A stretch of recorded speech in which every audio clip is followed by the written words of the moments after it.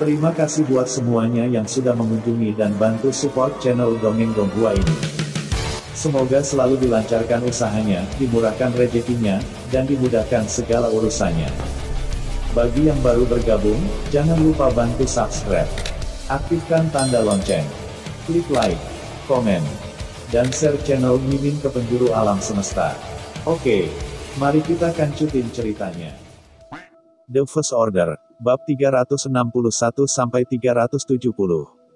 Dongeng Donghua. Bab 361, Di Dalam Hantu. Rekonstruksi pasca perang adalah hal yang sangat menyakitkan karena itu berarti Anda harus membersihkan reruntuhan sebelum Anda dapat membangun kembali gedung baru. Anda harus mengalami rasa sakit sebelum Anda bisa mendapatkan kehidupan baru. Ren Xiaosu memimpin dalam mengubur teman-temannya yang sudah mati. Dia ingin memberi orang-orang ini sebuah monumen, tetapi kemudian dia menemukan bahwa beberapa bandit ini bahkan tidak memiliki nama. Jika Ren Xiaosu tidak membentuk grup ini, saya takut orang-orang ini akan dilupakan setelah mereka mati. Dia mengambil sebuah buku dan pena dari ruang penyimpanan, dan ketika Xiaosu menyerahkannya kepada Yang Xiaoyu, dia berkata, "Daftar dengan orang-orang yang masih hidup. Ini daftar masa depan kita. Pasukan reguler, yang pertama harus menjadi daftar, yang berarti bahwa semua orang akan dicatat, yang berarti bahwa semua orang dalam daftar ini diakui." Namun, ketika Yang Xiaoyu mulai merekam, dia sedikit sakit kepala. Bandit-bandit ini tidak membiarkannya mengingat namanya, tetapi membiarkan julukannya, tikus, gagak, lubang tanah, telur bau. Bukan orang yang serius untuk didengarkan. Yang Xiaoyan berkata dengan sabar, "Daftar ini untuk mengingat nama asli, dan nama panggilan Anda juga."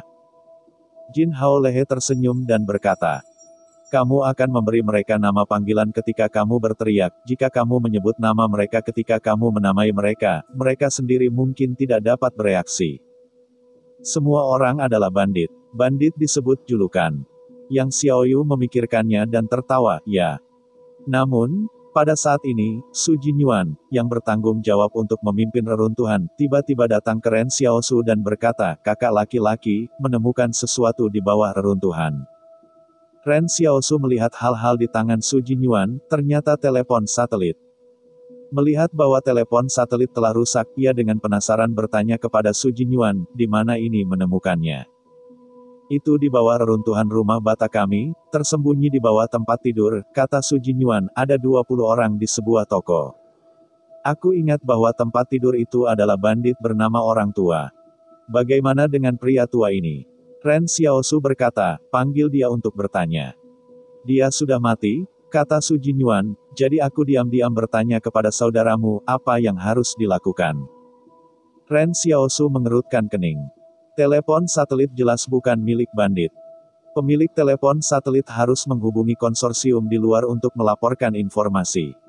Hanya tidak tahu konsorsium mana yang dihubungi oleh telepon satelit. Qingxi, atau Zong. Itu mungkin. Dua konsorsium telah berada di lembah untuk waktu yang lama, dan mereka mungkin telah memasukkan banyak informan. "Jangan vokal, jika itu bukan kakak lelaki, itu akan merusak reputasi kematiannya setelah pingsan," kata Ren Xiaosu. Telepon satelit ini mungkin juga milik orang lain. Pada saat ini, Ren Xiaosu bahkan curiga bahwa telepon itu adalah Su Jinyuan. Dia melihat seorang detektif di penghalang 88. Dia mengatakan bahwa lebih dari 40% saksi dan penemu pembunuhan adalah pembunuh yang sebenarnya. Namun, Ren Xiaosu tidak berbicara, biarkan Su Jinyuan terus bekerja. Yang Xiaoyan datang dan bertanya, "Apa yang terjadi?" "Tempat ini takut kamu tidak bisa tinggal," kata Ren Xiaosu. "Ketika kita kembali dan menjemput Yan Liu Yuan, mereka pergi ke arah barat laut, menemukan tempat tersembunyi dan membangun kembali rumah mereka. Situasi di sini sudah bocor. Jika Qingxi baik-baik saja, tetapi jika Zongxi telah menempatkan sepotong catur di sini, kita tidak bisa melawan ketika tentara disapu." Yah, Yang Xiaoyu setuju dengan pandangan ini. Dia tidak berpikir bahwa ada kesalahan yang dilakukan oleh Ren Xiaosu. Alasan mengapa bandit Zong canggung adalah karena bandit berkeliaran. Jika mereka menetap di sini, Zong sangat mudah bagi mereka, jadi Ren Xiaosu ingin pergi ke pegunungan dan mencari pemukiman baru. Di malam hari, Kim Min Jong pergi mencari Ren Xiaosu. Akibatnya, dia mendengar bahwa Xiao Xiao dan Yang Xiaoyu berbisik, "Utara menderita saudara lelaki kita yang sudah mati. Saya telah menghubungi Lao Su di sini. Dia akan memimpin tim minggu depan. Kemarilah, kita akan melikuidasi bandit utara bersama-sama." Kim Min Jong adalah mulut besar, dia tahu ini, dan pada dasarnya sama dengan semua orang di seluruh pemukiman. Ren Xiaosu memandang Jin Hao, "Apa yang kamu cari?" "Oh, kalajengking emas yang mandek kembali kepada Tuhan, saudara-saudara ingin bertanya kepadamu." "Aku lupa apa yang ingin aku tanyakan." "Kalau begitu kamu kembali dan pikirkan lagi," kata Ren Xiaosu tanpa marah. Setelah Jin Jin kembali, berita tentang kedatangan Su Xianchu ke tim besok akan menyebar. Semua bandit terkejut pada pandangan pertama.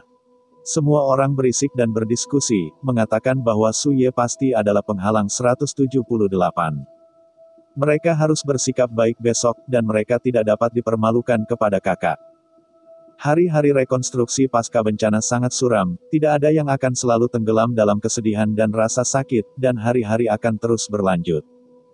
Kim Min dan yang lainnya telah bekerja lebih keras dari sebelumnya, dan semua orang masih memikirkan motor itu. Tepat di tengah malam setelah 3 hari, ketika semua orang tertidur, ada bayangan yang diam-diam menyentuh pemukiman. Permukiman tidak tenang, dan dengusan para bandit adalah satu demi satu. Ketika pria itu hendak meninggalkan pemukiman, tiba-tiba dia melihat kembali ke pemukiman itu. Matanya tampak nostalgia, tetapi setelah dia berjuang sebentar, dia terus berlari ke utara. Dia harus pergi ke sini di utara. Namun, sebelum dia bahkan berlari 2 langkah, sosok itu melihat Ren Xiao Xiao tersenyum dan duduk dalam bayangan mengawasinya. Ren Xiao Xiao tertawa dan berkata, "Ternyata kamu, siapa nama panggilanmu, tikus?" Bandit yang disebut Maus berjongkok di tempat aku terpaksa melakukannya. "Kamu dari siapa?" Ren Xiaosu penasaran. Tikus itu berbisik, "Asalnya di sarang cacing tanah di Gunung Dingyuan di utara. Itu adalah pemimpin Gunung Dingyuan, yang datang ke Dabanshan. Kemudian, dia mengikuti bandit-bandit Dabanshan, tetapi ada yang lain di belakangnya." "Kamu cukup jujur, kamu semua mengaku." Ren Xiaosu menghela nafas.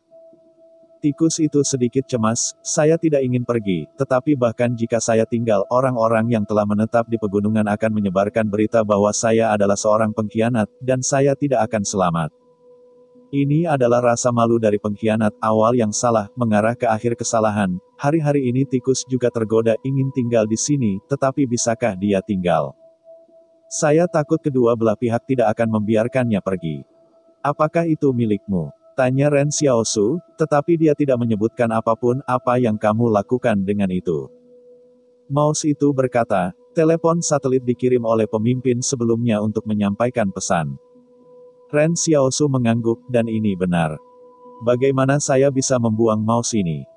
Biarkan dia pergi." Ren Xiaosu tidak begitu baik.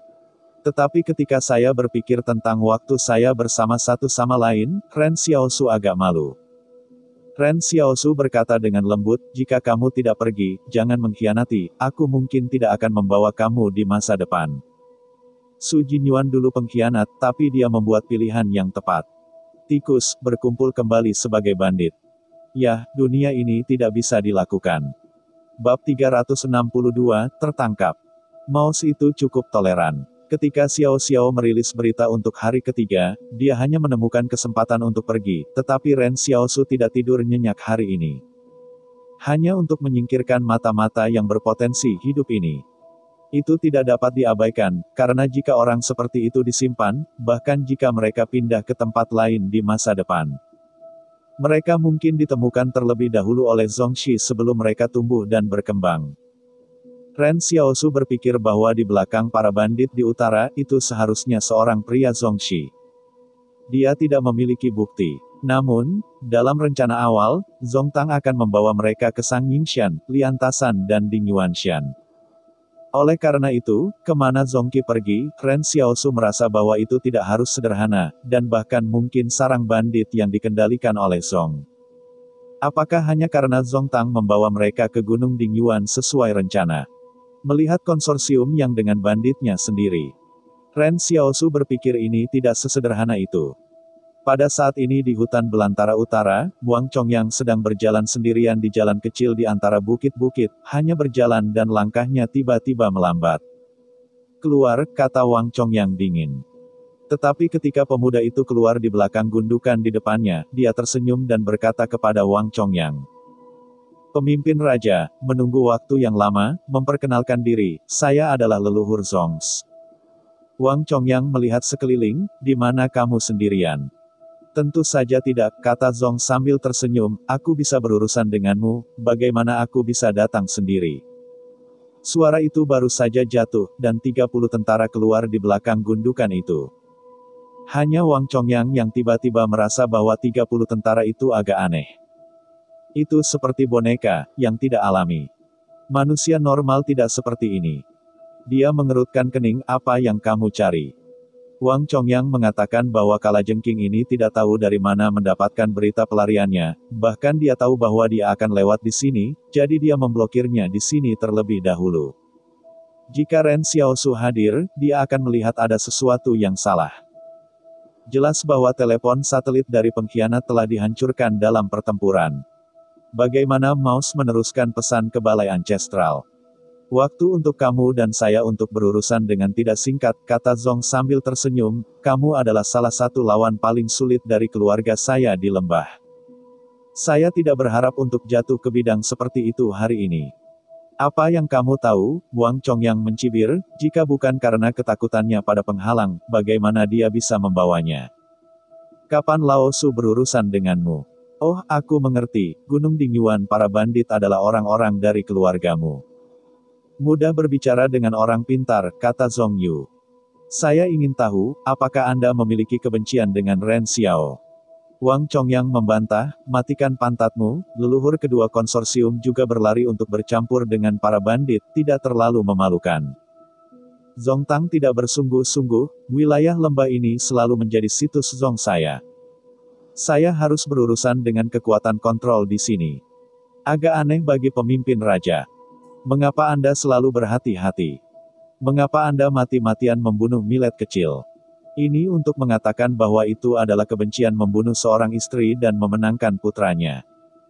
Pada saat ini, Wang Chongyang memikirkan tentang listrik, dan dia tiba-tiba berkata, saya adalah musuh dengan Xiaosu ini di penghalang. Dia membunuh saudara saya membunuhnya, bukankah begitu? Zongqi penasaran, apakah Anda tahu hal Xiaosu ini? Saya mendengar bahwa ia memiliki hubungan yang baik dengan Zhang Jinglin di penghalang ke-113. Zhang Jinglin juga bermaksud untuk membiarkannya mengambil alih pekerjaan. Ini bukan untuk membuatnya senang, saya ingin millet kecil ini menjadi 178. Komandan penghalang berikutnya, Anda membunuhnya, tidak takut akan penghalang dan likuidasi Anda. Petik 2. Wang Chongyang tertawa riang. Dia berkata dengan setengah jujur, dari mana kamu mendapatkan berita dari sini? Aku berumur 113 tahun. Saat itu, Zhang Jinglin sedang mengajar di sekolah kota, dan millet kecil ini hanyalah guru pengganti sekolah. Jika dia memiliki hubungan yang baik dengan Zhang Jinglin, akankah saya berani membunuhnya? Anda telah ditipu olehnya. Petik 2. Pada saat ini, Wang Chongyang mengalami kemalangan, dan dia takut dengan hubungan antara Xiaosu dan Zhang Jinglin. Dia tidak berani bekerja untuk Ren Xiaosu. Wang Chongyang berkata selama 2 detik. Anda mungkin tidak tahu bahwa Zhang Jinglin pergi dari penghalang 113 ke penghalang 178, atau saya mengirim seseorang untuk mengawal. Tetapi Anda berpikir bahwa Zhang Jinglin adalah orang berpangkat tinggi yang akan berteman dengan orang-orang biasa. Zongtang mengerutkan kening, apa yang dikatakan Wang Chongyang, mengapa sangat berbeda dari apa yang dikatakan Ren Xiaosu. Namun, mereka telah berurusan dengan Wang Chongyang begitu lama, benar bahwa Wang Chongyang bukan orang biadab, Wang Chongyang berani menemukan Ren Xiaosu. Apakah itu benar-benar karena hubungan antara Ren Xiaosu dan Zhang Jinglin tidak begitu baik? Zong Yizhan yang tersenyum, kamu ingin aku membalaskan dendammu. Mengapa kamu tidak bergabung dengan kami, bagaimana kami bisa membalaskan dendammu bersama? Wang Chongyang tersenyum dan pensiun. Ketika Wang Chongyang meninggalkan penghalang, dia tidak akan pernah memberi pekerjaan apapun kepada siapapun. Aku hanya memberi hidupku sendiri. Itu benar-benar disesalkan, kata Zhong Yu. Tapi kamu membunuh begitu banyak bandit di bawah keluargaku, aku khawatir tidak pantas untuk pergi sejauh ini. Kamu ingin menjagaku juga. Wang Chongyang tertawa gembira, itu tergantung pada apakah kamu memiliki kemampuan ini. Ketika suara itu jatuh, Wang Chongyang tiba-tiba melihat wajah 30 tentara di belakang Zongtang, tiba-tiba menyalakan garis perak, dan kemudian bergegas ke dia. Kecepatan prajurit jauh lebih cepat daripada Wang Chongyang. Dia bahkan merasa seperti ini adalah 30 orang biasa. Nano Warrior, Wang Chongyang kagum. Meskipun dia telah mendengar nama Nano Warrior, dia tidak melihatnya dengan matanya sendiri. Hanya Wang Chongyang yang tidak bisa memahaminya. Bukan hanya Li dan Yang yang memiliki prajurit nano. Mengapa ini? Ada juga prajurit nano di bawah tangan Anda. Namun, Wang Chongyang sudah bersiap, tetapi dalam sekejap, kereta uap yang kasar dan dingin sudah memasuki kenyataan, dan Wang Xiang yang pergi ke arah yang berlawanan. Prajurit nano melompat ke gagang sisi kereta uap, tampaknya perlu naik kereta uap untuk menghancurkan Wang Chongyang. Yang mengejutkan Zongtang adalah bahwa Wang Chongyang secara langsung menghancurkan para prajurit nano. Kekuatan kaki ini jauh lebih besar daripada Zongtang, ini bukan kekuatan yang bisa dimiliki oleh orang luar biasa. Wang Chongyang ini masih pemimpin yang luar biasa. Ketika Nano Warrior itu hancur, bentuk tubuhnya menghalangi para Nano Warrior yang mengejarnya, ketika mereka bangun lagi dan ingin mengejar ketinggalan. Mereka menemukan bahwa kereta uap telah bergerak dengan kecepatan 120 km per jam. Di jurang yang jauh, ada bandit yang dibor ke kereta uap, tapi Wang Chongyang sudah mengebor ke dalam kereta, dan bandit tidak bisa menyakiti Wang Chongyang. Ada juga peluncuran RPG dari bandit, tapi itu mengejutkan bahwa bahkan jika RPG menabrak kereta uap, itu hanya akan membuat kereta uap aneh bergoyang. Wang Chongyang tiba-tiba memuntahkan darah di mobil. Dia menyeka mulut berdarah di mulutnya, Zongmu hanya seekor anjing yang suka, aku tahu berapa lama kau bisa hidup di barat laut ini. Zong Jun tampak tenang dan menyaksikan kereta uap pergi. Dia tahu bahwa dia meremehkan sarana Wang Chongyang. Bab 363, mengirim kehangatan ke pedesaan. Dalam penyelesaian itu, Jin Hao tiba-tiba menjadi gila pada Ren Xiaosu, kakak orang yang mengirim barang akan datang. Ren Xiaosu bertanya-tanya, apa orang yang mengirim barang? Dia yang mengirimi kami senjata api dan sepeda motor sebelumnya, kata Jin. Aku melihat tim mereka di lereng bukit, itu akan datang. Pergi dan lihat, Ren Xiaosu membawa Kim Min Jong ke timur, dan Yang Xiaoyu mulai memilih poin penembak jitu tanpa mengatakan apa-apa kalau ada konflik antara kedua belah pihak. Sejak saat ini, Ren Xiaosu mendengarkan para bandit dan berkata bahwa beberapa orang di daerah lembah mengirim makanan untuk mengirim senjata, tetapi dia tidak melihatnya. Ren Xiaosu berdiri di gundukan tanah dan saling memandang satu sama lain, tidak ada logo di tubuhnya. Pada saat ini, ia menemukan bahwa tim tampaknya sangat akrab dengan daerah lembah, di mana ada selokan, di mana ada sungai, jelas. Tampaknya kelompok orang ini tidak sibuk di daerah lembah selama bertahun-tahun. Tim belum tiba. Orang-orang di dalam mobil melihat Ren Xiaosu dan mereka mulai goyah jauh, dan mereka bertemu dengan orang-orang dengan ramah. Namun, tim itu tidak dekat, tetapi diparkir jauh di bawah lereng Loes. 30 orang melompat turun mobil dan perlahan-lahan berjalan ke arah mereka. Formasi ini tampak longgar dan acak, tetapi selalu mempertahankan formasi menyerang, dua sayap. Para prajurit memegang senjata api secara diagonal, dan senjata mereka sudah ditutup, dan mereka dapat menembak kapan saja. Temperamen para prajurit ini membuat Ren Xiaosu sangat akrab. Tiba-tiba, Ren Xiaosu merasa bahwa pria itu akrab, tetapi dia tidak bisa mengingat di mana dia telah saling bertemu.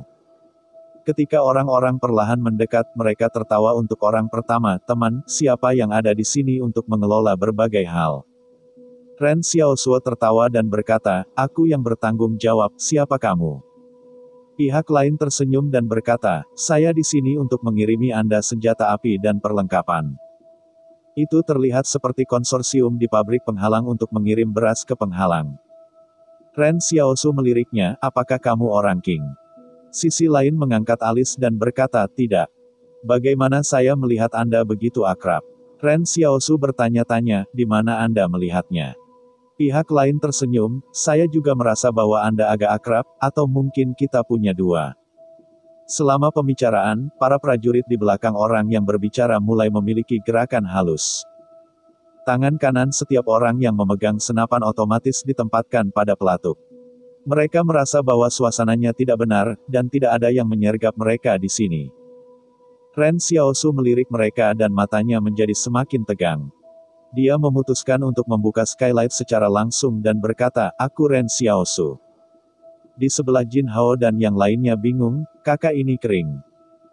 Apa yang mengejutkan mereka adalah bahwa pihak lain tiba-tiba mendengar kata-kata Xiaosu, dan kemudian dengan hati-hati memandang Ren Xiaosu, kamu adalah Ren Xiaosu.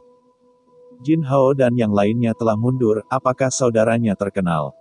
Tampaknya kelompok bandit ini masih belum cukup untuk memahami kakak mereka sendiri. Ren Xiaosu bertanya, bagaimana saya harus membuktikan? Orang lain memikirkannya dan berkata, apa yang dikirim Bos Luo kepadamu? Ren Xiaosu berhenti, sebuah panci. Hahaha, pihak lain tiba-tiba berkata, ini benar-benar kamu, halo, namaku Suwei. Suwei sangat sopan. Jin Hao dan yang lainnya di sebelahnya bingung. Apa spanduknya? Kim Min Curious berkata, kakak, apakah Anda pernah menjadi dokter sebelumnya? Dalam kesan Kim Min Jong, tampaknya hanya dokter yang dapat menerima spanduk di tahun ini. Ren Xiaosu memandang Jin Hao dan mereka, batuk, obat hitam yang menyembuhkanmu juga telah digunakan. Di awal gunung, Su Wei menemukan jejak Ren Xiaosu. Dua orang mengalami konflik. Namun, itu adalah malam, kedua belah pihak tidak bertarung dalam jarak dekat, dan pada saat itu, wajah Xiaosu tidak dicuci, jadi sekarang mereka tidak saling mengenal satu sama lain. Su Wei melanjutkan, kamu juga berada di pegunungan pada saat itu, tapi mungkin karena kamu tidak memasuki kota yang ditinggalkan di pegunungan, aku belum pernah melihatmu. Aku bertanggung jawab untuk menangkap Su Xianchu malam itu. Ketika kalimat ini keluar, Ren Xiaosu mengerti. Pada saat ini, Su Wei berkata, tapi masih merasa bahwa Anda sudah familiar. Di mana kita melihatnya? Hahaha, tidak terbiasa dengan itu, kata Ren Xiaosu sambil tersenyum, aku baru saja mengakui orang yang salah. Hal khusus ini pasti tidak familiar, atau King Luo, Su Xianchu, mungkin Anda tahu kebenaran malam itu.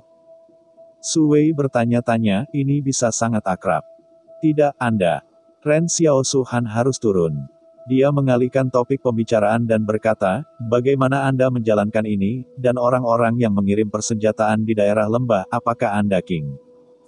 Oh, ini sudah dimulai, dan saya baru datang tahun lalu, kata Su. Pada saat itu, kepala dinasti King berada di bawah tahanan rumah. Semua orang dipecah dan dikompilasi dalam urutan tempur lainnya. Saya menerima instruksi dari kepala eksekutif.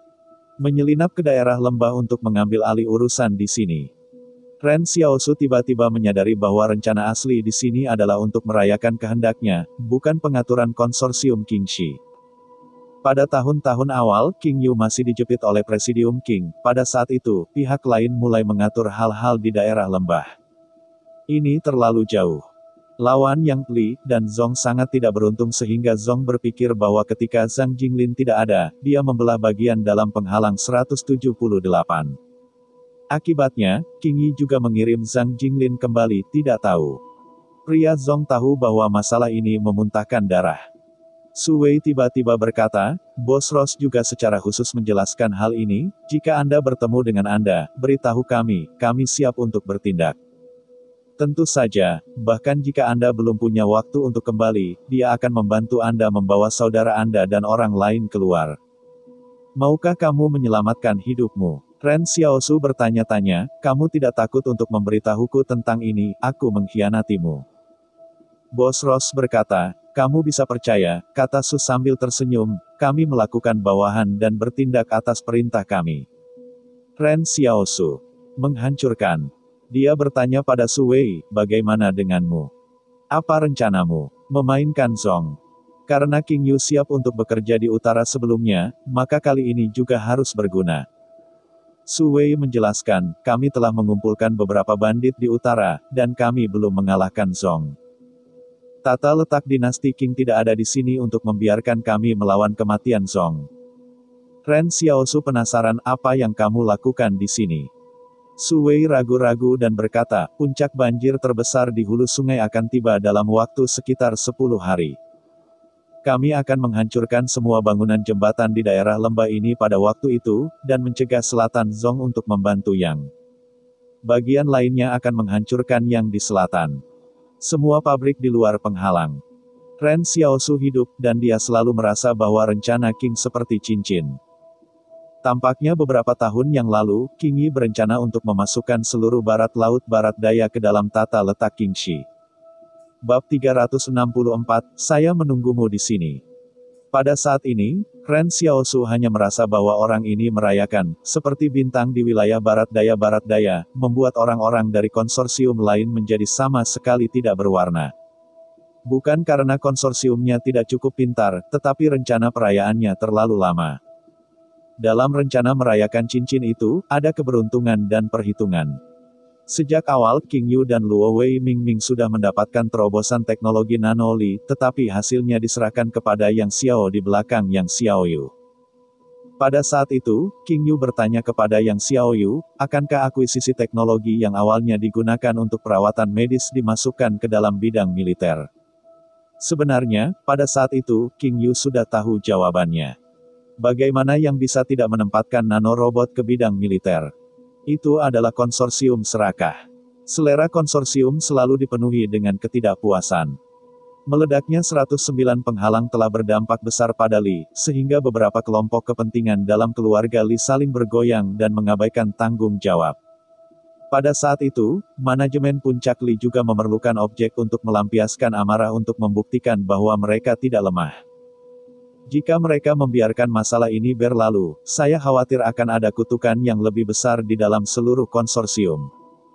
Jadi mereka harus membalas. Keputusan untuk meluncurkan perang melawan yang bukan kemarahan Li, tetapi mereka harus melakukannya setelah mempertimbangkan kepentingan politik. Li ingin membunuh Mesbah Li, tetapi Mesbah Li menghilang. Li ingin mengeluarkan tubuh eksperimental lagi, tetapi pada saat ini, Yang telah berada di perbatasan Chen Bing, dan mereka tidak dapat menerimanya. Jadi, Li mengarahkan amarah ini kepada Yang.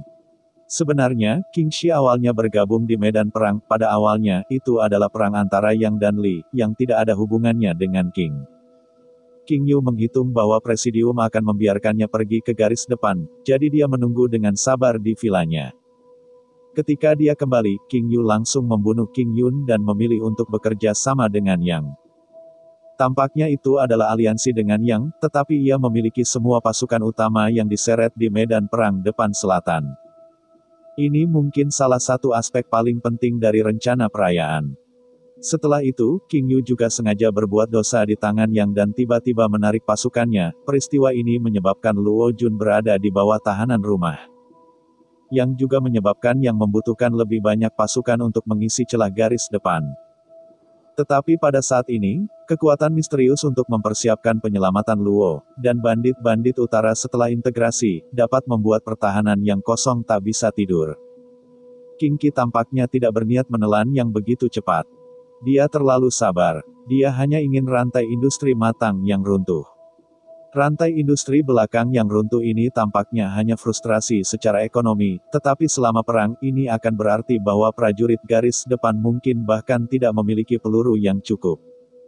Mungkin saya tidak bisa melihat apapun dalam waktu singkat, dan cadangan yang masih bisa berada di atas untuk sementara waktu. Tetapi setelah waktu yang lama, Qingxi takut untuk menempatkan Yang di tanah. Pada saat ini, jika Zhong ingin pergi ke selatan, itu akan diblokir oleh banjir musim semi yang akan datang dan banjir musim panas. Zhong dapat membangun ponton sementara, tetapi banjir musim panas di lembah tidak diselesaikan oleh puluhan ponton. Ada ribuan dasar sungai, dan bumi seperti pecahan porselen, yang biasanya berantakan di tengah sungai. Karena itu, waktu Qing Lian baik, setelah 10 hari. Hanya Ren Xiaosu tidak mengerti, siapa yang memiliki kekuatan untuk menerobos penghalang untuk menyelamatkan Luo. Kekuatan utama Qingxi ada di garis depan selatan. Ren Xiaosu tiba-tiba bertanya, tapi bandit utara juga memiliki orang-orang Zong. Jika mereka memblokirmu. Su Wei tersenyum dan berkata, mereka mengira bahwa King Shi saya akan mengambil situs di daerah lembah dengan mereka. Matanya terlalu pendek. Kami tidak menaruh mata mereka. Mungkin kami telah pergi ke selatan selama beberapa hari, mereka akan menemukan bahwa kita pergi. Petik 2. Oleh karena itu, Zongxi selalu berpikir bahwa King Shi bersaing untuk wilayah lembah, tetapi pada kenyataannya, tujuan King bukan milik mereka. Ren Xiaosu menarik napas dalam-dalam, saya harus bersiap untuk pindah ke selatan, dan bekerja sama dengan orang-orang Anda untuk menyelamatkan Luo Wei. Keselamatan bukan milik kita, kata Su, jadi jangan anggap mereka sebagai teman. Namun, dengan informasi yang lebih rinci, Su Wei tidak mengungkapkannya kepada Ren Xiaosu. Dia hanya bisa membicarakannya di sini. Setelah itu, Su Wei siap untuk pergi, dan Jin Yu di sebelahnya tiba-tiba berkata, ayo, jangan kirim apa-apa, lalu pergi. Jumlah, Su tertegun. Dia lupa mengirim senjata api dan perbekalan apa yang kamu butuhkan. Ren Xiaosu tidak punya waktu untuk mengambilnya, biarkan saja. Jin Hao dan yang lainnya terkejut. Pembukaan kakak itu berbeda. Bisakah Anda memberikan sesuatu kepada orang seperti ini? Mulut Su Wei terpompa, mengapa kamu tidak meninggalkan mobil tempat kami mengirim perbekalan? Ren Xiaosu merenung sejenak, bukan tidak mungkin. Anda tidak punya banyak orang. Jika Anda memindahkan barang, Anda dapat mengosongkan 4 mobil. Anda akan menyimpannya untuk 4 mobil. Su Jinyuan berbisik di samping, kakak tidak sama. Kami menunggu konsorsium untuk memberikan persediaan, apa yang diminta, untuk menggunakan bahan yang diberikan oleh orang lain untuk dirampok. Kakak kami adalah untuk langsung mengambil konsorsium. Su Wei mengerutkan kening dan berpikir selama 2 detik dan mendesah, yah, kamu benar-benar disambut. Jin Hao, mereka menghirup udara dingin, dan di mana saudara mereka sendiri, keramat orang-orang King sangat sopan sebelum mereka menghitung, dan sekarang mereka harus memberikan apapun. Bahkan barang-barang transportasi dikirim. Ren Xiaosu menunggu Jin Hao, apa yang kamu lakukan, dan menerima persediaan, katanya, menoleh ke Su Wei, aku tidak akan meninggalkanmu untuk makan malam, aku harus bergegas untuk bersiap-siap. Setelah itu, Ren Xiaosu berbalik dan pergi, meninggalkan Su Wei berdiri di sana dan kelopak matanya melonjak mengirimkan begitu banyak hal tanpa memberinya makan. Kami bahkan tidak mengatakan bahwa kami ingin tinggal bersama Anda untuk makan malam. Siapa yang Anda jaga? Ren Xiaosu menemukan Yang Xiao Wei, Gyeongsu takut untuk melawan 88 penghalang. Apakah Anda punya pikiran? Ini sebenarnya adalah hal yang paling mengkhawatirkan bagi Ren Xiaosu. Yang Xiaoyu juga anggota dari konsorsium Yang. Penghalang yang ini dipukuli. Bisakah dia menghindarinya? Yang Xiaoyu berkata setelah diam lama, saya akan tinggal di sini. Kesenjangan antara Yang Xiaoying dan konsorsium yang tampaknya lebih dari sekadar sebagai ketidakpedulian keluarga. Dia tidak pernah menyebut orang tuanya. Menurut usia yang orang tuanya harus berada di masa jayanya, mengapa mereka tidak keduanya? Yang Xiaoyu tidak mengatakan bahwa Ren Xiaosu tidak akan bertanya, tetapi ia mengerti bahwa pasti ada perasaan tersembunyi. Hanya saja Yang Xiaolu dapat mengabaikan Yang tetapi tidak ingin menembak Yang, jadi dia memutuskan untuk tetap tinggal di pemukiman ini. Lagi pula, kali ini Xiao Xiao kembali dan ingin bekerja sama dengan Luo Wei untuk mengeluarkan Yan Liu Yuan dan yang lainnya, yang pasti akan bertentangan dengan Yang. Ren Xiaosu memikirkannya dan berkata, aku akan kembali dengan cepat. Aku menunggumu di sini. Bab 365, Akhir dari Li. Di barat daya, Li Sentan berjalan sendirian di jalan hutan yang luas, melaju hanya selebar 1 mobil, dan ada lumpur di tanah setelah hujan. Dia memiliki pancing di bahunya dan pancing di pinggangnya. Tampilan Pound, jika ini ditempatkan sebelum bencana itu adalah standar Raja Kepiting. Orang-orang kecil, apakah kamu melihat bayangan di sungai sekarang? Li Sentan berkata. Di langit, suara kekasih terdengar, aku tidak melihatnya. Li Sentan memutar, cukup menakutkan. Tidak ada, itu tidak bisa mengalahkan saya, kata sekretaris, menghibur. Aku khawatir kamu tidak punya waktu untuk menyelamatkanku, aku akan dimakan olehnya, kata Li Sentan sambil tersenyum. Tapi hari ini, keberuntungan itu baik, meskipun ikan tidak menangkap, udang dan kepiting banyak ditangkap. Pada saat ini, suara kendaraan di depan jalan semakin dekat dan Lee Sentan berdiri dengan tenang di tempat yang sama. Ketika kendaraan dalam bahaya, pengemudi yang memegang setir di mobil melihat altar Lee dan terkejut, cepat lepaskan. Lepaskan. Sopir itu menekan klakson dengan marah, tetapi altar Lee berdiri seperti batu, tidak bergerak. Pengemudi menginjak rem, tetapi lumpur di tanah menyebabkan kendaraan berhenti. Pria parubaya harus menggigit altar di dalam mobil. Dia tidak bisa menabrak kemudi. Pada saat ini, kemudi akan bertemu. Hanya ketika kendaraan off-road datang ke depan altar Lee, gadis kecil di langit turun dari langit, tetapi melihat tinju kecil berjongkok di kap mesin. Pukulan ini sebenarnya adalah menyatukan seluruh ekor kendaraan off-road, dan kemudian seluruh mobil dipasarkan dari depan Lee Sentan ke langit, dan kemudian jatuh ke lumpur di belakang Lee Sentan. Lee Altar, gadis cantik untuk menyelamatkanmu. Sekretaris senang. Lee Sentan tersenyum, dia tidak menjawab, tetapi menoleh dan melihat kendaraan off-road beroda 4 di belakangnya, itu tertidur. Sopir itu terjebak di kursi mobil. Seluruh orang dalam keadaan suhu. Dia berteriak di dalam mobil, apakah kamu tidak punya mata untuknya?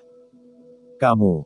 Jika kata-katanya belum selesai, perusahaan akan melayang dan datang untuk memperbaiki mobil, dan kemudian dengan mudah mengeluarkan orang tua di kursi belakang.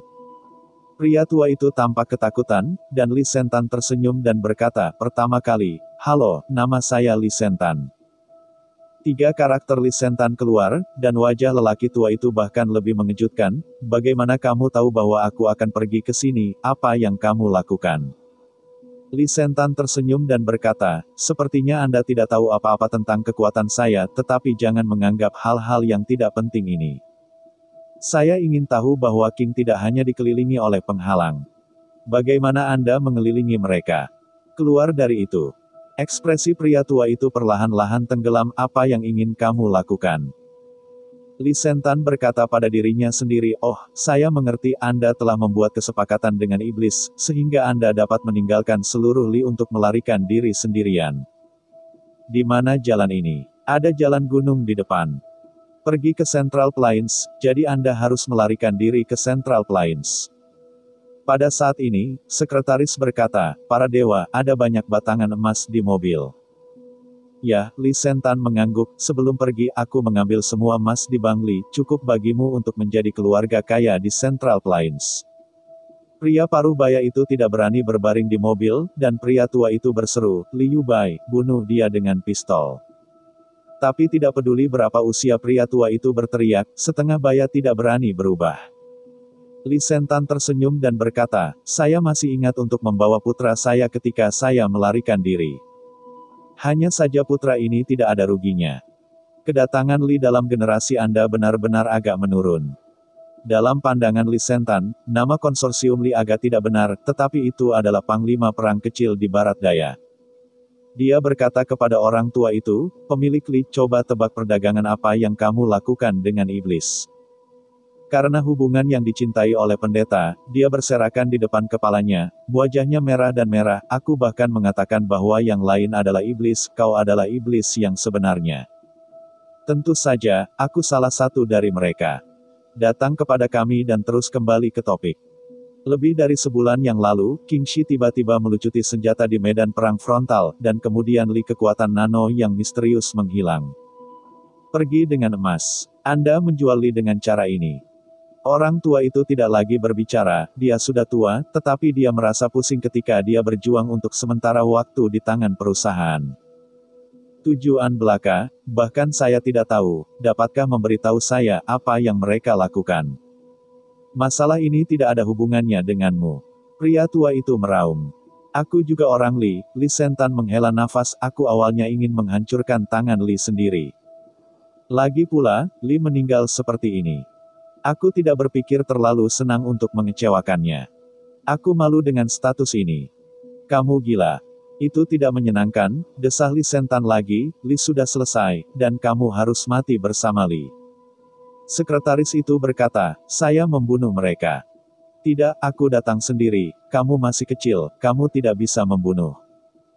Ketika dia berkata, Li Sentan mengangkat tangannya dan mengambil sebuah batu kecil di tanah. Batu kecil itu ditembakkan di ujung jarinya, dan dia menembakkan lubang darah di kepala orang tua itu. Kerikil berhenti di belakang kepala lelaki tua itu, dan saat berikutnya tiba-tiba berbalik ke arah, melewati punggung pengemudi. Li Sentan berkata pada dirinya sendiri, jadi sudah berakhir. Sekretaris itu meninggalkan lelaki tua itu di tanah berlumpur seperti tas kain. Dia penasaran, apa yang akan kita lakukan selanjutnya. Aku tidak tahu, kata Li Sentan sambil tersenyum, lihatlah Central Plains. Dikatakan bahwa ada banyak kemakmuran, tetapi aku harus menunggu, kakekku belum datang. Hei, sekretaris itu mengangguk, kapan kakek omong kosong itu tiba? Besok, Li Sentan tiba-tiba memikirkan sesuatu seperti, dengan emas di mobil, Ren Xiao pasti sangat menyukainya. Jika kamu bertemu kali lain, kamu bisa memberikannya padanya. Tidakkah kita pergi ke utara untuk memamerkan? Sekretaris itu penasaran. Li Sentan berkata dengan tenang, dia seharusnya tidak ingin melihatku sekarang. Kita masih pergi ke Central Plains dan pergi ke Central Plains untuk menunggunya. Oke, sekretaris itu setuju, dan berkata, jangan lupa bantu subscribe channel Dongeng Donghua ini. Dia terbang ke hutan dan membawa kotak logam besar di punggungnya. Dia memasukkan emas berat ke dalam kotak, tetapi dia tidak melihat betapa sulitnya membawa kotak itu. Li Sentan berdiri di jalan yang sepi dan memandang ke ujung. Dia memperhatikan matahari bersinar dari hutan. Ini seperti seorang anak baru saja menyelesaikan 100% ujian. Tapi, aku akan membalas dendammu. Bab 366, Awal Dinasti Qing. Di malam hari di luar 88 penghalang, ada armada kendaraan transportasi yang mengemudi di jalan utara. Setelah mereka tiba di penghalang, pasukan swasta yang bertanggung jawab untuk menjaga gerbang hanya digeledah dan dilepaskan.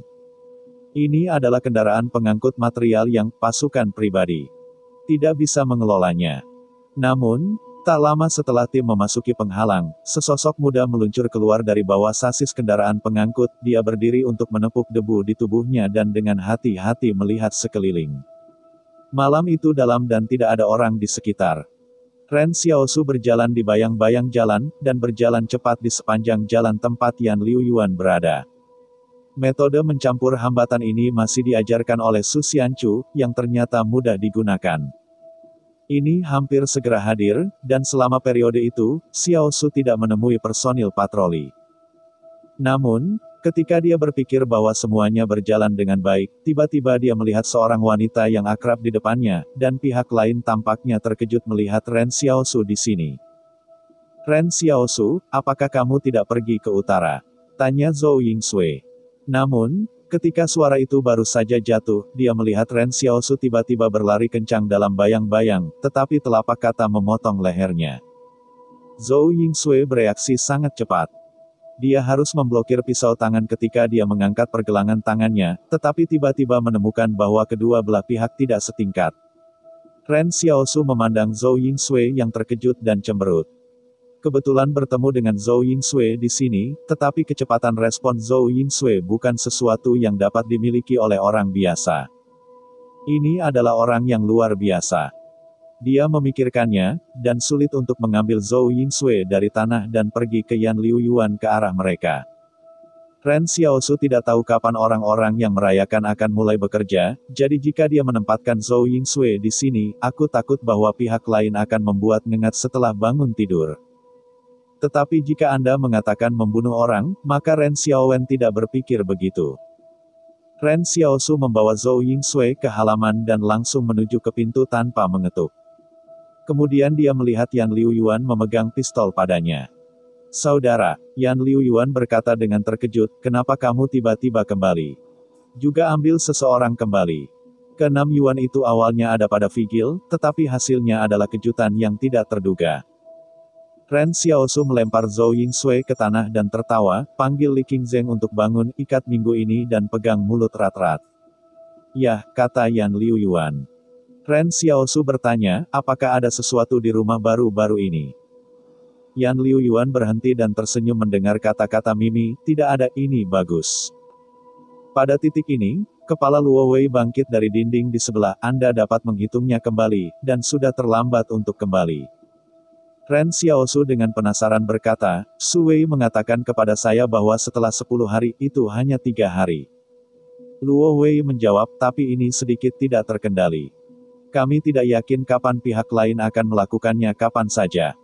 Akibatnya, suara itu jatuh. Ren Xiaosu mendengar malam yang sunyi ini, dan ada ledakan di penghalang. Ren Xiaosu hidup tidak terkendali. Siapa yang akan menghancurkan 88 penghalang? Apakah itu bukan milikmu? Ini orang-orang Li. Aku tidak sabar untuk menjelaskannya. Aku akan mengemasnya. Orang-orangku akan segera tiba, kata Luo dengan tergesa-gesa. Lihatlah yang mengatasi mereka, ayo pergi. Berapa banyak orang yang Li datangi? Ren Xiaosu penasaran. 1 resimen, 1.500 orang, kata Luo, ini rumah terakhir Li. Selama pidatonya, selatan penghalang telah membakar langit, dan tembakan merobek malam Ning, ledakan-ledakan, dan Xiaosu ragu, 1.500 orang dapat menembus penghalang yang. Luo Wei menatapnya, ini adalah 1.500 prajurit nano. Sama seperti penghalang ke-88 dalam kekacauan, penghalang terakhir dari garis depan Li di medan perang selatan juga hancur. Jenderal garis depan Yang Yining, berkata di sisi hatinya, cepat menduduki penghalang Li. Setelah masuk, Anda harus menempati medan yang menguntungkan secepat mungkin, dan menyergap pasukan Qing yang memasuki penghalang. Jangan berbelas kasihan. Namun, sebelum Yang bergegas ke penghalang, Yang Yining tiba-tiba mendengar suara melengking dari langit. Itu adalah suara tembakan yang menembus udara, dan api datang dari posisi Qing. Dia hampir meraung di alam bawah sadar, rayakan penjahatnya. Ketika Li hancur, Yang dan Qing Shi tidak lagi memiliki dasar untuk kerja sama. Rencana awal Yang untuk memulai dengan Qing, tetapi yang Yining tidak harapkan adalah bahwa Qing bahkan penghalang Li diabaikan, dan serangan menyelinap dilakukan secara langsung. Mudah, masih belum cukup. Kesepian. Yang Yining berkata, perintahkan para prajurit nano untuk secara paksa menerobos dan memenggal kepala Qing Yi. Suara itu jatuh begitu saja, dan seorang prajurit di sebelahnya tiba-tiba mengarahkan pistol ke arahnya dan menembak dengan marah, walaupun bahkan peluru ulang-alik belum selesai. Prajurit itu sudah jatuh ke genangan darah. Tetapi Jenderal Yang Yining, telah ditembak mati. Tidak ada yang tahu berapa lama Qing telah bersiap untuk tahun ini, dalam banyak malam dan malam yang tak terhitung jumlahnya. Langkah catur yang dimainkan di dinasti Qing telah menyebabkan cedera fatal satu sama lain hanya dalam beberapa bulan. Bertanggung jawab untuk menjaga para jenderal, dan beberapa orang di pasukan yang kacau berteriak dan menyerang, tetapi pada saat ini, tembakan artileri di langit telah tiba. Sejak awal kematian Qing terjadi. Pasukan yang semuanya diledakkan dengan asap dan lumpur. Tembakan yang dimiliki Qing untuk waktu yang lama diluncurkan seperti uang, seperti seluruh medan perang. Sekali lagi, penggerebekan yang lama ditunggu-tunggu untuk pos komando Qing Yi diluncurkan dalam sekejap, tetapi ketika mereka akan bergegas dari belakang miring ke posisi Yang. Mereka menemukan bahwa seseorang di posisi Qing tiba-tiba membuka kendaraan lapis baja. Terpal. Di mobil lapis baja hitam, ada matriks barel yang padat. Badai logam. Gunung. Sebanyak 1.000 Nano Warriors hancur berkeping-keping dalam sekejap, dan Nano Warriors tidak ingin mengerti sebelum mereka mati. Badai logam ini seharusnya tidak muncul di sini. Informasi itu salah. Setelah berdiri di mobil lapis baja, Qing Yi mencibir, saudara ketiga mengatakan bahwa itu benar, itu adalah sesuatu yang penuh dengan bel dan peluit. Saudara ketiga di mulut Qing Yi adalah Qing Yu, dan mereka adalah saudara sepupu dari kelompok itu. Di Qing Kou, ini selalu dikenal sebagai robot nano dari tentara medan perang, tetapi dalam menghadapi tembakan artileri modern tidak lebih dari lonceng dan peluit. Ketika ia pertama kali menghancurkan Kam Senji, Qing Yu mengatakan bahwa para prajurit nano disatukan. Ini benar-benar cukup bodoh untuk menjadi bodoh. Hal yang paling penting bagi para prajurit nano adalah infiltrasi, belati, kecerdasan, perusakan musuh, medan pertempuran frontal. Itu bukan tempat di mana mereka harus datang. Kecuali musuh tidak siap sama sekali. Misalnya, 88 penghalang, tidak ada yang pernah berpikir bahwa akan ada satu set prajurit nano, yang benar-benar akan menerobos garis pertahanan Qing Shi. Yang mencoba menguasai pergerakan semua urutan pertempuran Qing, tetapi mengabaikan Li yang sekarat. Bab 367, berlari menuju belantara harapan. Ren Xiaosu tidak tahu apa yang sedang terjadi di front selatan. Dia hanya melihat api di penghalang 88 dan tahu bahwa penghalang itu mungkin sudah berakhir. Garnisun penduduk penghalang ke-88 sekarang hanya memiliki satu tangan resimen infanteri independen, jika itu normal. Ia tidak akan bisa mendapatkan brigade infanteri kecuali brigade lapis baja atau roket. Namun, jejak dari semua urutan tempur reguler Qing dikendalikan oleh intelijen Yang, dan itu tidak mungkin membuat pasukan pemadam kebakaran Qing yang begitu dekat dengan penghalang 88. Namun, sejak utara, Nano Warrior mengandalkan karakteristik mobilitas tinggi mereka sendiri, mereka selalu berjalan melewati pegunungan dan tidak pernah membuka diri di jalan. Pasukan normal itu tidak dapat melintasi medan berbahaya, tetapi mereka datar. Ini juga alasan mengapa Qing Yi memilih unit nano ini untuk menyusup ke Yang. Bahkan jika elitnya jelas tidak mungkin untuk menembus garis blokade yang dengan tenang. Tapi prajurit nano bisa. Pada saat ini, api menyebar ke utara, Ren Xiaosu menemukan bahwa tren api adalah garis lurus murni, seperti pisau bedah yang tepat, yang secara langsung memasukkan kunci Yang. Setelah menghancurkan penghalang dan menerobos penghalang, kelompok prajurit nano tidak terlibat dengan para pembela. Sebaliknya, mereka terus pergi ke utara, menghancurkan rumah yang secara langsung dan membunuh semua bangunan tinggi yang di dalamnya. Meskipun yang bertingkat tinggi didistribusikan di lebih dari selusin penghalang, rumah yang memiliki 88 penghalang, menyumbang 60% dari totalnya. Jika dihancurkan, ketakutan yang tiba-tiba akan jatuh ke dalam keadaan tanpa pemimpin. Garis depan runtuh, dan tidak ada kepala di belakang. Pada saat itu, Qing Shi mungkin akan melaju lurus, dan melahap yang sudah dikalahkan. Jumlah. Ren Xiaosu mendengar suara itu dan berbalik untuk melihat Zhou Yingsui perlahan-lahan terbangun. Zhou Yingsui menatap api, dan senjata panas menderu dengan telinga, dia tiba-tiba cemas. Biarkan aku pergi, ibuku masih di rumah. Ren Xiaosu tertegun sejenak. Dia ragu-ragu sejenak dan berjalan ke Zhou Yingsui dan berkata, kamu dan aku tidak punya permusuhan. Sebelum itu karena posisi, aku tidak menyalahkanmu karena mengawasiku. Tetapi jika aku membebaskanmu, jangan membuat ngengat. Apakah kamu mengerti? Zhou Yingsui dengan tenang menatap Ren Xiaosu, bagus. Setelah itu, Ren Xiaosu memotong tali rami pada Zhou Yingsui, dan melihat bahwa Zhou Yingsui tidak berhenti dan melompat keluar dari dinding halaman dan menghilang. Pada saat ini, Ren Xiao tidak takut pada yang menghalangi mereka. Lagi pula, sekarang yang seharusnya mandiri. Tiba-tiba, Ren Xiaosu mengeluarkan suara ban yang keras bergesekan dengan tanah di depan pintu. Luo Wei berkata, Ren Xiaosu, cepatlah denganku, kita harus cepat-cepat meninggalkan ini. Benar dan salah kelompok prajurit Nano Li membunuh mata merah. Tidak masalah jika kita adalah orang-orang yang. Ren Xiaosu mendorong pintu hingga terbuka dan melihat banyak orang di penghalang berjalan di jalan untuk menyaksikan api di langit, dan beberapa orang melarikan diri dari fasad bangunan. Seolah-olah mereka aman di rumah. 2 truk pengangkut diparkir di pintu, dan di sekitar truk itu ada tentara Qing yang bersiaga. Tentara ini sudah lama bersembunyi di 88 penghalang, tetapi Luo Wei tahu bahwa para prajurit ini tidak bisa menyelamatkannya dan hanya bisa bertanggung jawab atas tanggapan. Ren Xiaosu membantu Wang Fugui dan saudari Xiao Yu naik ke bus. Dalam waktu 2 menit, semua orang memasuki bak truk dengan tertib. Luo Wei berkata, mengemudi dengan mobil dan mengemudi, saya tidak ingin pergi dengan 88 penghalang. Ren Xiaosu melihat kembali ke api. Ada 1.500 nano warriors di sisi lain. Bahkan jika kamu hanya mengambil nano robot, itu sudah cukup untuk dipersenjatai di tempat itu. Tapi dia tidak bisa mengambil risiko, dia tahu betapa pentingnya.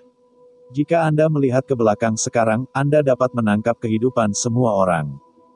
Xiaosu lebih suka tidak memiliki robot nano.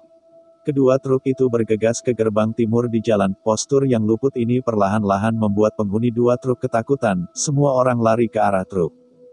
Ren Xiaosu, kata Luo di mobil bergelombang, ikut aku ke Qing Shi. Ren Xiaosu melirik Yan Liu Yuan dan menggelengkan kepalanya, jangan pergi. Luo Wei tidak mengerti, ikuti saya ke Qingxi, makan pedas dan pedas, punya uang untuk dibelanjakan, punya mobil mewah untuk duduk, ketika Anda mengendarai mobil mewah dengan seorang gadis cantik. Bukankah itu sangat cepat? Ren Xiaosu tersenyum dan berkata, aku sudah memikirkan ini sebelumnya, tapi aku punya tempat yang lebih baik sekarang. Aku masih merasa bahwa hutan belantara lebih cocok untukku. Mata Yan Liuyuan berbinar, saudaraku, kemana kita akan pergi? Rumah baru, kata Ren Xiaosu sambil tersenyum, tempat dengan harapan. Yan Liuyuan berhenti sebentar, dan dia tiba-tiba berkata, saudaraku, terima kasih. Terima kasih telah melakukannya, kata Ren Xiaosu. Saya benar-benar berpikir itu sangat baik. Luo Yuxi berkata, Su Wei mengatakan hal ini kepada saya, maka saya hanya bisa memberkati, di masa depan, kita bisa pergi ke dinasti Qing untuk bermain, dan Anda dapat melaporkan nama saya. Ya, Ren Xiaosu mengangguk, aku akan pergi. Jangan pergi ke pemukiman Qing, tetapi Anda bisa bermain. Ini hanya lama sekali, mungkin sudah lama sejak kehidupan Qing dalam perang. Qingxi hari ini bukan konsorsium murni, tetapi mesin perang. Namun, jembatan di utara harus dipatahkan saat ini. Bagaimana kamu pergi ke utara, kata Luo penasaran. Ada sungai besar yang menghalangi utara dan selatan. Kamu tidak akan mati. Tidak ada, aku punya cara, Ren Xiaosu menjawab dengan tenang.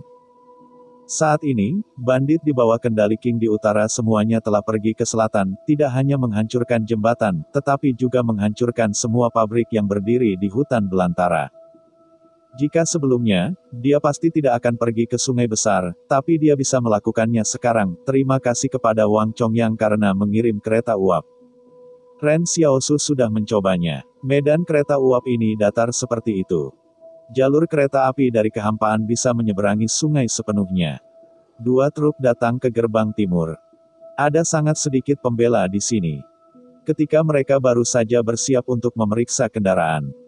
Para prajurit-prajurit Qing keluar dari pesanan dan pasukan pribadi yang bertanggung jawab untuk menjaga gerbang adalah tempat di mana tentara reguler Qing berada. Lawan. Ketika para prajurit dinasti Qing mengecam gerbang, truk itu bergegas menembus asap di gerbang dan berlayar ke hutan belantara.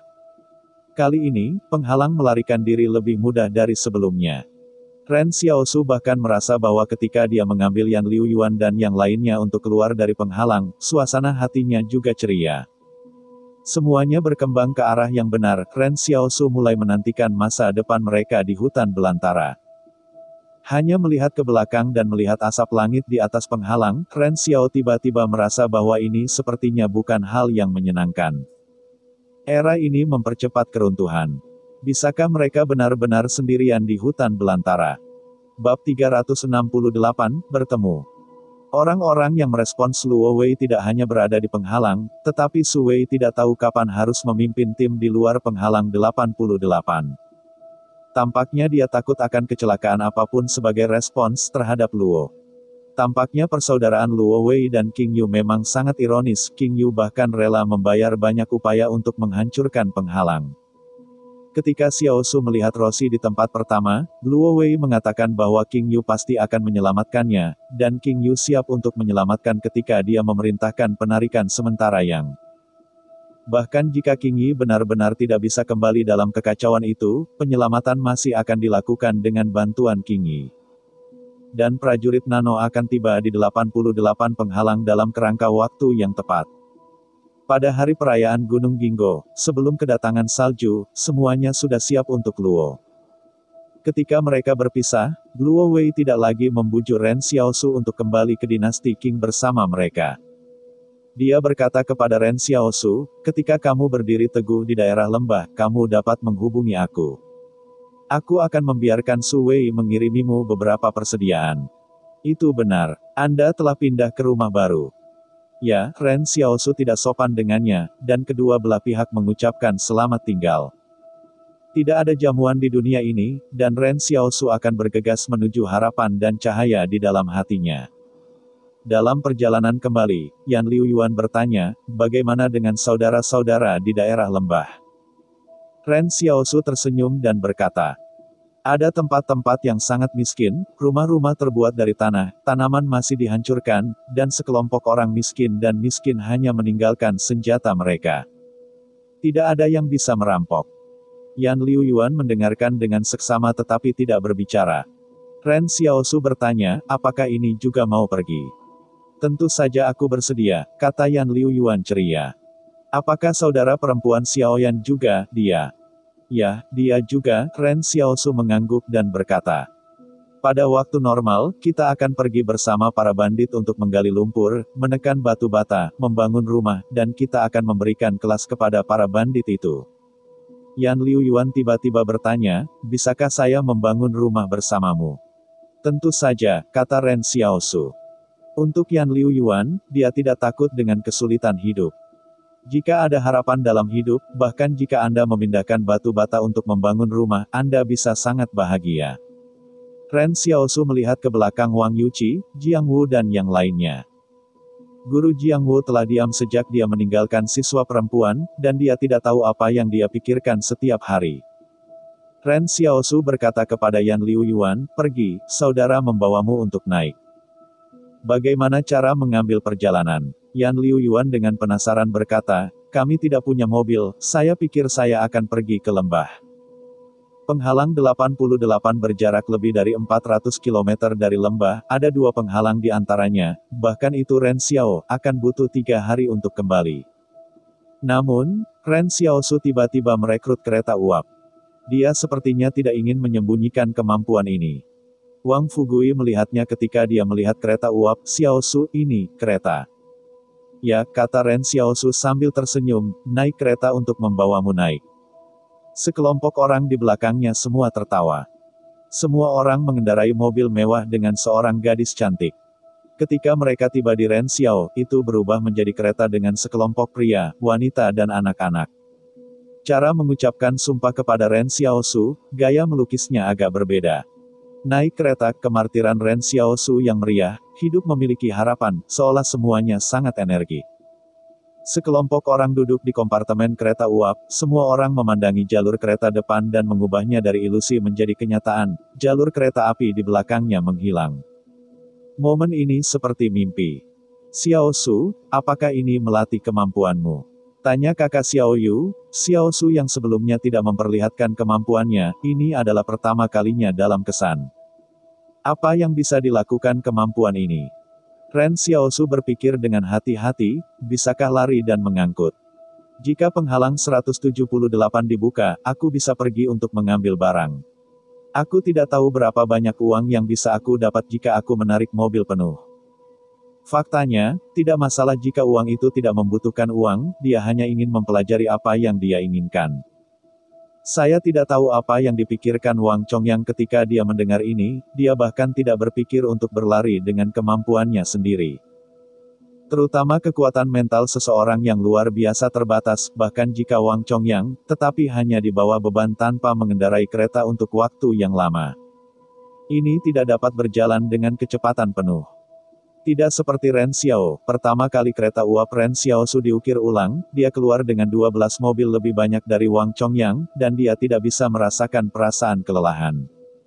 Faktanya, Ren Xiaosu belum memperhatikan bahwa yang paling layak untuk diandalkan bukanlah keuntungan untuk dapat mereproduksi kemampuan orang lain. Tetapi kekuatan mentalnya seperti teka-teki dari awal hingga akhir, menghancurkan orang-orang luar biasa lainnya. Sangat cepat untuk melepaskan kereta uap dengan tangan dan kaki Anda. Sekarang tidak ada konsorsium di arah barat laut untuk mengekang yang luar biasa. Konsorsium itu sendiri memiliki sedikit tamparan di wajah, dan Ren Xiaosu dan Qing Shi dan 178 penghalang paling kuat saat ini seharusnya dapat. Apakah ini teman? Kereta uap melintasi sungai, dan Scorpio juga berubah menjadi jalan yang mulus, seolah semua masalah tertinggal. Ren Xiaosu mengaku, saya tidak ingin menyebutkan kemampuan ini ketika saya sampai ke penyelesaian. Para bandit tidak bisa mempercayainya sekarang. Wang Fugui dan yang lainnya mengangguk, dan mereka masih mengetahuinya. Ketika mereka akan tiba, Xiaosu naik kereta uap dan membawa semua orang berjalan kaki. Ketika mereka tiba di pemukiman itu masih dalam reruntuhan. Pada saat ini, Yang Xiaoying sedang menggulung lengan bajunya untuk membantu orang-orang terlantar menjaga tongkil jagung dan kentang manis di truk yang ditinggalkan oleh Su Wei. Wajahnya kotor, dan aku tidak bisa melihat tampilan konsorsium. Dia sepertinya orang asing. Yang Xiaoyan berbalik untuk melihat Ren Xiaosu, mereka datang, senang meminta Xiao Xiaosu untuk memberi isyarat. Yan Liu Yuan tidak melihat reruntuhan, tidak ada kekecewaan. Ia bergegas ke Yang Xiaoying dan berteriak, Sunzi. Ini adalah pertama kalinya Yan Liu Yuan memanggil Yang Xiaoyu untuk memanggil kalajengking, tetapi ia langsung berteriak kepada Yang Xiaoyu. Tiba-tiba, Yan Liu Yuan merasa bahwa seseorang telah membanting kakinya di pantatnya. Ketika dia menoleh ke belakang, dia melihat wajah Xiao Xiao memerah, ada apa? Sebaliknya, wajah Yang Xiaoyu tenang dan tenang. Terutama bahwa semua bandit dalam beberapa hari terakhir berteriak dalam mulut besar. Dia sudah mati rasa, dan dia sudah menerima gelar ini di dalam hatinya. Tetapi melihat Xiao Yuji datang ke Yang Xiaoyu, dia mengeluarkan sapu tangannya untuk membantu Yang Xiaoyan menyeka wajahnya dan tersenyum. Betapa baiknya seorang gadis, bunga-bunga dimasukkan ke dalam kotoran sapi. Ren Xiaosu tidak senang, bagaimana kamu mengatakan ini, siapa kotoran sapi itu? Akibatnya, Xiao Yuji mengabaikannya, tetapi mengambil gelang emas dan membawanya ke Yang Xiaoyu, saudari itu tidak punya banyak uang. Gelang ini tidak cukup berat, tetapi Anda tidak boleh menyerah. Setelah itu, saudari itu akan membayar Anda kembali. Yang berat. Yang Xiaolu tidak berhenti sama sekali, tetapi berkata sambil tersenyum, saya tidak ingin menyerah, saya sangat menyukainya. Bab 369, siap bertarung. Xiao Yuji memandang Yang Xiaoyu, itu benar-benar semakin mirip, dan ada budaya, orang-orang cantik, tidak mudah tersinggung. Di mana saya dapat menemukan saudara ipar seperti itu? Sama seperti ada karakter tunggal, Xiao Yuji mulai mengingat hadiah untuk Ren Xiaoxu, dan bahkan ingin bertanya kepada Ren Xiaoxu nama apa yang akan dia berikan kepada anak itu. Saya tidak tahu apakah Ren Xiaoxu dapat memiliki beberapa anak. Jika dua, lebih baik, dia bisa membawanya, dan lebih banyak lagi sudah cukup. Ketika semua orang sibuk, saudara perempuan Xiao Yu diam-diam meminta Xiao Su untuk mengatakan apakah tenda yang telah disiapkan saudari itu untuk Anda. Pada saat pertama kali ini, saudara perempuan Xiao Yu ingat akan hal ini, dan tidak ada tempat untuk tinggal bersamanya. Tentunya sangat berguna. Akibatnya, Xiao Yu menunggu jawaban dengan gembira, tetapi dia mengatakan bahwa Xiao Suziwu berkata, dia tidur di tenda, aku tidur di luar tenda. Adik Xiao Yu mengejutkan Xiao Xiao, mengapa kamu tidak begitu marah? Putih. Semuanya putih. Ren Xiaosu dengan cepat melarikan diri dari para imigran dan memanggil semua orang. Saya sudah tahu bahwa semua orang tahu bahwa Sekte Utara harus tahu bahwa kita ada di sini, dan sekarang Selatan sedang kacau. Jika kita tinggal di sini, saya khawatir akan ada bahaya. Pada saat ini, Jin Hao memimpin dan berkata, kakak, kemana Anda akan pergi, kemana kita akan pergi? Ren Xiaosu ragu-ragu selama setengah menit dan tiba-tiba berkata, sebenarnya, aku bukan penghalang. Dia selalu merasa bahwa harapan yang baik tidak dapat tertipu, jika itu benar-benar cukup baik, seharusnya tidak ada kotoran di dalamnya, jadi dia harus jujur. Para bandit berangsur-angsur tenang, Ren Xiaosu melanjutkan, saya tahu Su Xianchu, saya juga kenal Zhang Jinglin, dan bahkan hubungannya tidak buruk, tetapi saya tidak benar-benar penghalang. Jika ada yang ingin pergi, saya bisa menulis surat rekomendasi untuk Anda. Adapun apakah Anda dapat bergabung dengan penghalang 178, saya tidak yakin. Ren Xiaosu menunggu bandit untuk membuat pilihan. Dia tidak berharap dapat meninggalkan banyak bandit dan pengungsi. Dia juga mengatakan beberapa kata yang jujur. Dia tidak ingin menipu para bandit. Benar saja, setelah Ren Xiaosu mengatakan kalimat ini, sebagian besar bandit bertemu muka. Belum lagi metode apapun yang digunakan oleh Xiao Xiao sebelum menggoda mereka tidak mudah digunakan, meskipun semua orang menikmati proses menghancurkan peluru. Itu bisa dikaitkan dengan fakta bahwa 178 penghalang tetap ada di sini. Jadi ketika kebenaran terungkap, semua orang akan secara naluriah ragu. Seseorang berdiri, kakak, sejujurnya, aku benar-benar ingin tinggal di sini karena aku ingin pergi ke penghalang, jadi. Ren Xiaosu mengangguk. Dia memanggil Yan Liuyuan untuk mengambil kertas dan pena.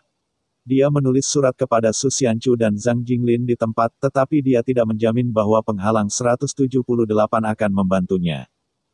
Seseorang membuka kepala ini, dan kemudian ada bandit berdiri untuk merekomendasikan surat. Sebaliknya, meskipun mereka sangat senang di sini, masa depan tampaknya lebih penting. Itu adalah penghalang 178. Itu hanya setengah jam, dan yang asli lebih dari 300 bandit meninggalkan lebih dari 200 orang. Ren Xiaosu tidak malu, tetapi sangat tenang. Melon yang kuat tidak akan manis, dan dia enggan menggunakan kebohongan untuk menjaga orang-orang ini. Ren Xiaosu memandang Jin Hao, mengapa kamu tidak pergi? Jin Hao tiba-tiba tersenyum dan berkata, aku sudah menebaknya. Ren Xiaosu tertegun, apakah kamu sudah menebak? Kakak, aku tidak bodoh, kata Jin sambil tersenyum, jika penghalang adalah untuk menyatukan lembah, sangat berhati-hati untuk mengirim 2 orang. Mereka hanya perlu berjabat tangan. Aku takut 99% bandit di seluruh lembah akan menerimanya. Saya direkrut. Kalau begitu kamu, kata Ren Xiaosu, dia ingin bertanya, mengapa Kim, mereka tidak pergi. Jin Xiao tersenyum dan berkata, tapi aku 1%.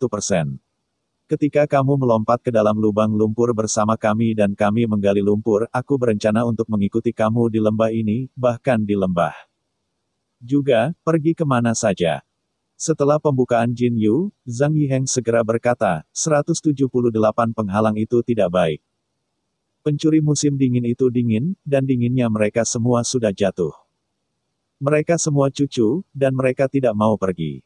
Su Jinyuan berkata, para bandit bukan hospis, kami telah melihat semua jenis kepala bandit. Saya telah melihat Anda seperti ini untuk pertama kalinya. Tidak penting untuk pergi ke penghalang 178. Jika Anda pergi ke sana, Anda akan mengikuti di mana Anda berada. Ren Xiaosu tidak bisa berkata apa-apa, dan Yan Liuyuan dan Yang Xiaoyu menonton dengan tenang di samping mereka. Mereka telah hanyut dari gurun yang luas dan luas selama 1 tahun, dan tampaknya mereka telah pergi ke penghalang satu demi satu, tetapi mereka tidak pernah menemukan tujuan yang benar. Hari ini, Ren Xiaosu tampaknya telah menemukannya. Yan Liuyuan berbisik, Sun Zi, aku suka di sini. Yang Xiao tersenyum dan menyentuh kepalanya, aku juga menyukainya. Ren Xiaosu menarik napas dalam-dalam dan berkata, lalu kita akan pergi ke barat laut. Saya telah membaca catatan di perpustakaan. Ada gunung pahit di barat laut. Dikatakan bahwa ada sebuah lembah di pegunungan seperti musim semi, dan sungai yang jernih mengalir melalui lembah. Namun, sungai tidak akan membeku bahkan di musim dingin. Sekelompok bandit saling memandang dan semua orang tersenyum. Lalu kami pergi ke Gunung Pahit. Semua orang telah mendengarnya.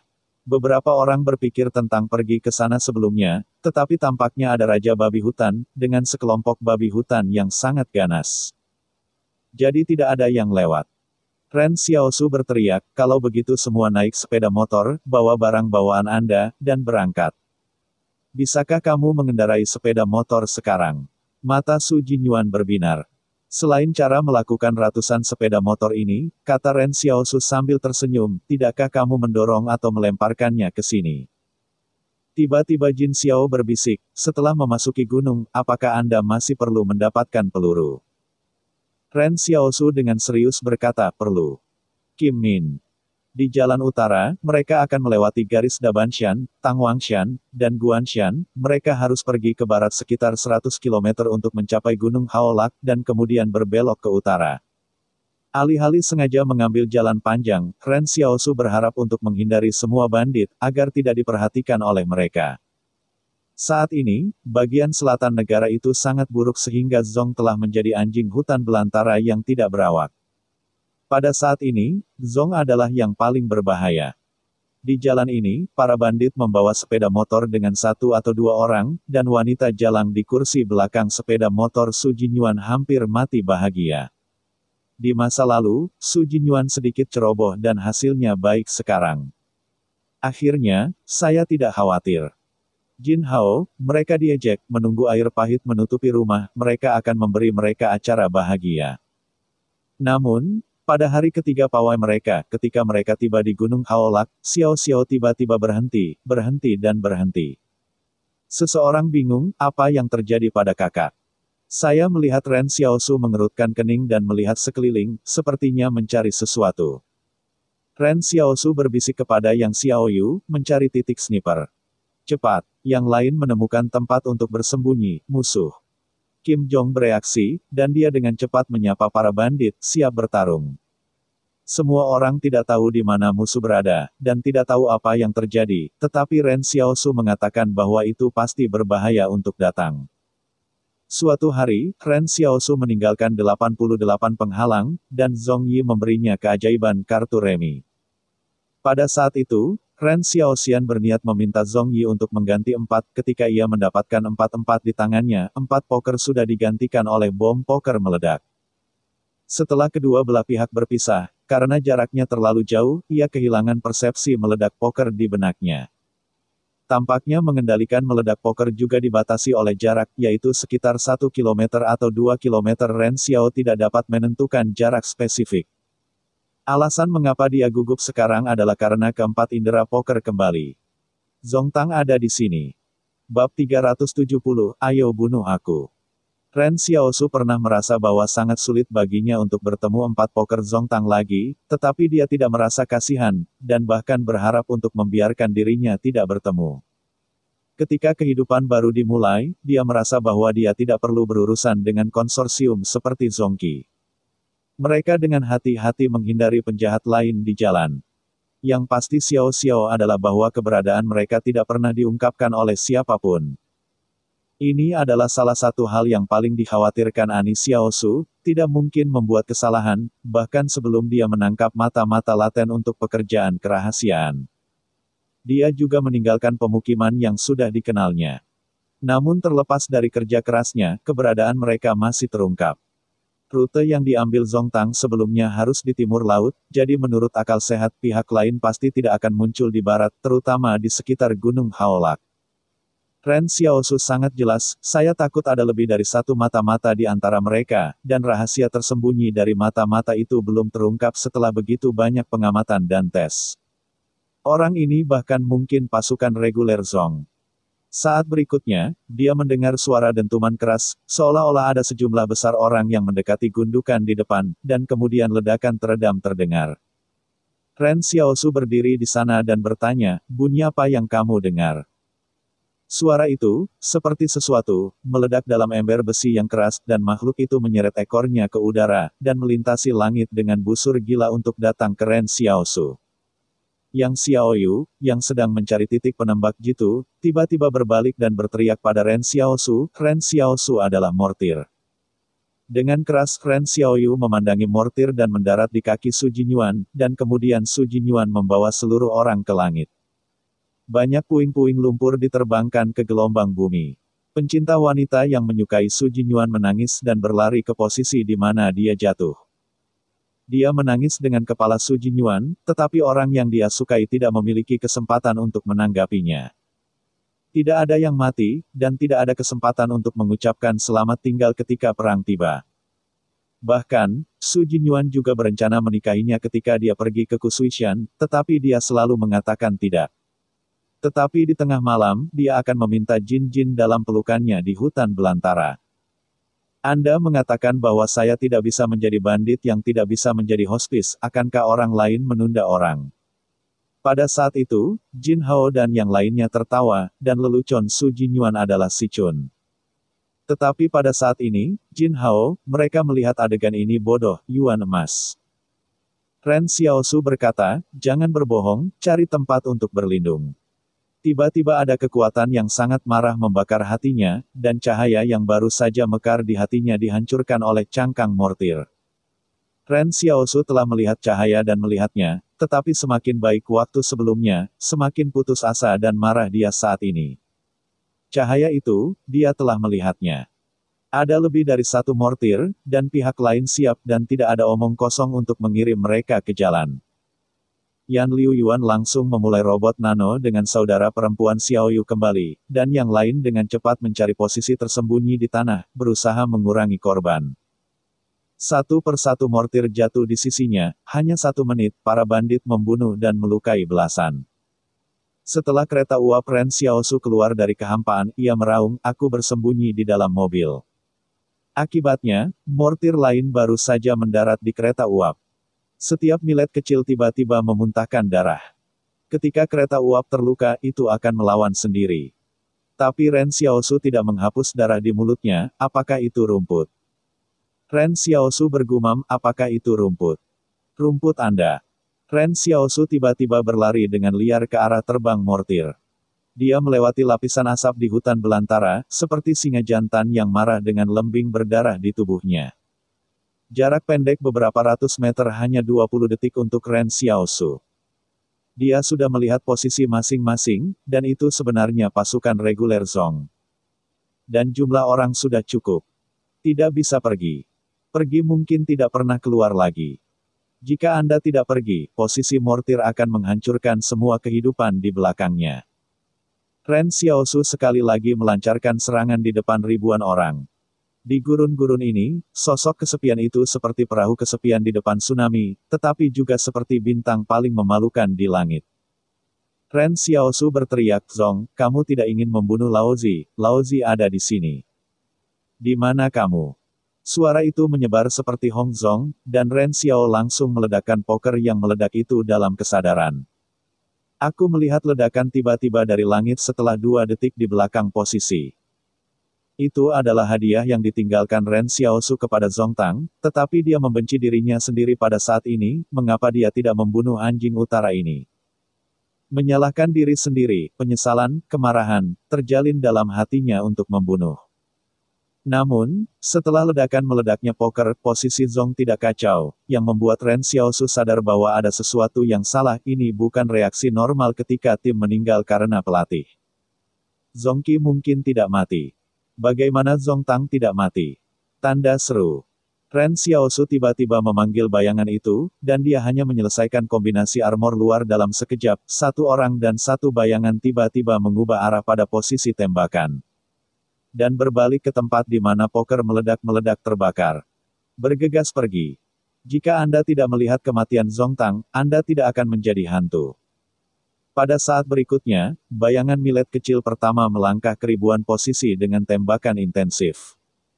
Bayangan yang tangguh sebenarnya adalah cara yang sulit untuk membunuh darah kecil di tengah orang banyak.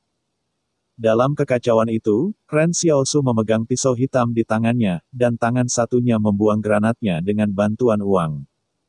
Melempar granat dan kemudian melemparkan poker meledak koin terima kasih asli yang telah dihancurkan ke lebih dari 900 sedang dikurangi, tetapi Ren Xiaosu tidak ragu-ragu. Tidak ada yang berpikir bahwa Ren Xiaosu akan memasuki posisi sendirian, dan dia tidak berharap bahwa dia akan baik-baik saja sampai sekarang. Ren Xiaosu menabrak Kam, dan tentara Zongxi di sekitarnya mencoba menembak dan menembak. Mereka menemukan bahwa monster lapis baja dan bayangan hitam sepertinya bukan apa-apa. Beberapa orang mencoba untuk mengambil RPG untuk membidik Ren Xiaosu, tetapi Xiao Xiao dapat pergi ke tempat di mana ada banyak orang untuk dibunuh. Jika roket RPG ditabrak, saya takut mereka secara tidak sengaja akan melukai banyak orang. Melihatnya, Ren Xiaosu benar-benar membunuh seluruh posisi Zong dengan kekuatannya sendiri. Ketika Ren Xiaosu melihat sekeliling, dia tiba-tiba teringat wajah Su Jinyuan yang tersenyum. Tiba-tiba, wajah manusiawi dalam seminggu tampak berubah menjadi bayangan hitam. Tapi itu tidak masalah, Fajar ada di sini, dan para dewa akhirnya akan bangkit. Di era baru kebangkitan para dewa, para supernatural akan dapat menggunakan individu untuk bertarung melawan kelompok untuk mendefinisikan para dewa. Jika seluruh definisi benar-benar benar, maka tidak peduli apapun cara yang digunakan Xiao Xiaosu untuk melakukan ini, ia perlahan-lahan mendekat. Definisi itu. Meski jaraknya masih jauh. Armor luar Ren Xiaosu telah diadu dan energinya akan habis. Dia bergegas ke tempat ledakan poker baru saja meledak, tetapi yang mengejutkannya adalah bahwa tidak ada mayat kuil leluhur, dan Xiao Xiao meraung, datang untuk membunuhku. Ya, cerita pun bersambung. Nantikan episode The First Order selanjutnya tetap di channel Dongeng Donghua ini. Terima kasih buat Anda yang sudah mengikuti alur dari channel Dongeng Donghua, dan yang sudah bantu subscribe. Semoga selalu diberi kesehatan, dilancarkan usahanya, dan dimurahkan rezekinya. Bagi yang suka dengan alur cerita Donghua yang lainnya, silahkan cek di playlist, yang tentunya pasti tidak akan kalah seru ceritanya. Dan semuanya sudah Mimin rangkum di sana. Semoga bisa terhibur dan terima kasih.